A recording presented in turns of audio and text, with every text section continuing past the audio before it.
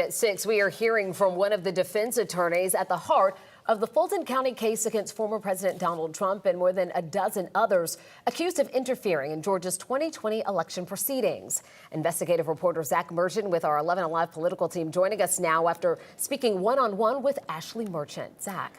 Well, she represents one of Mr. Trump's co-defendants, Michael Roman, and it was her legal motion all the way back in January that first revealed that Fulton County DA Fani Willis had shared a romantic relationship with the special prosecutor she picked to help lead the case.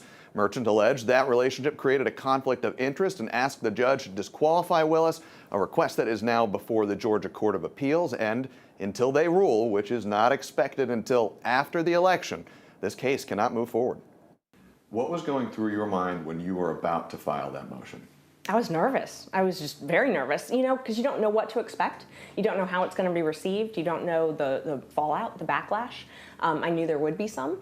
I know there were a lot of supporters of Miss Willis, and so I knew that there was going to be some backlash for me, but I did what I had to do. Do you worry that the disqualification saga that you opened up prevented voters from getting an answer to this case before they have to go to the polls and cast a ballot when one of the defendants in this case is going to be on that ballot? Not at all. I don't think at all. I think what caused the voters to not know what happened in this case is Miss Willis and her actions. She's the one to blame, not me bringing to light those actions.